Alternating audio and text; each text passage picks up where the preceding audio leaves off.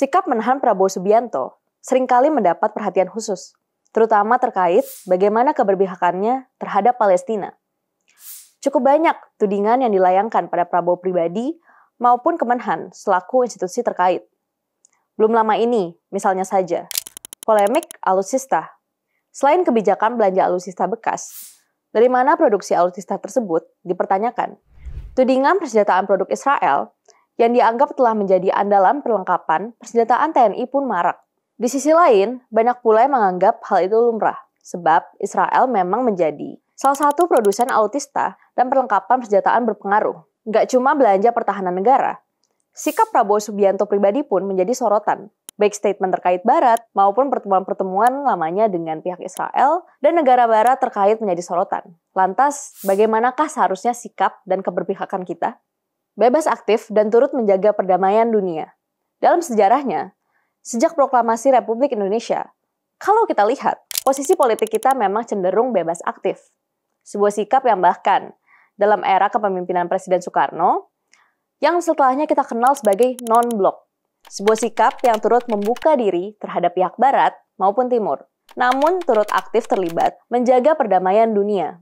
Dalam politik bebas aktif inilah, peran moderat atau di tengah-tengah memang sering dipertanyakan, terutama bagi pihak-pihak yang memang memiliki pandangan perjuangan secara total. Padahal, dalam kebijakan politik, apalagi menyangkut internasional, segala kemungkinan perlu dikaji kembali.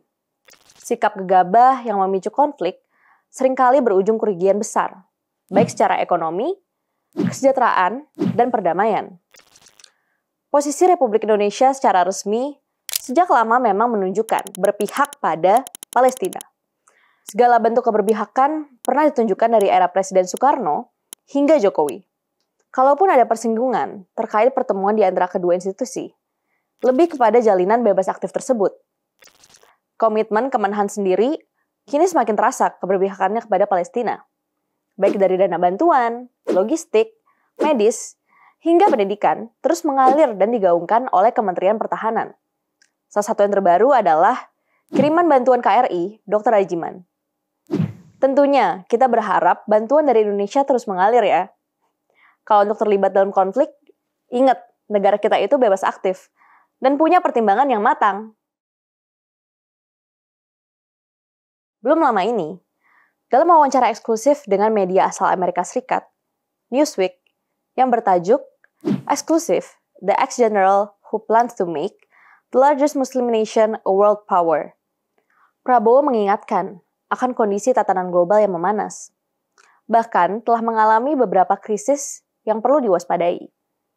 Pak Prabowo juga menegaskan lagi komitmen Republik Indonesia dalam keberpihakannya pada korban perang di Gaza. Sebagai Menhan, Prabowo pun kembali mengingatkan pentingnya keberpihakan, namun meminimalisir konflik yang tengah terjadi. 1000 teman itu terlalu sedikit dan satu musuh berarti terlalu banyak. Ucapnya mengutip pesan filosofis. Dalam poin-poin wawancara tersebut, Prabowo menegaskan perlunya kesiapan kita menghadapi segala kemungkinan yang bisa terjadi. Menyempurnakan yang telah berjalan, memperbaiki yang telah ada, dan membangun apa yang dibutuhkan kini dan ke depan. Semacam stabilitas dulu, perbaikan dulu, perubahan kemudian. So, gimana nih menurut pendapat kalian?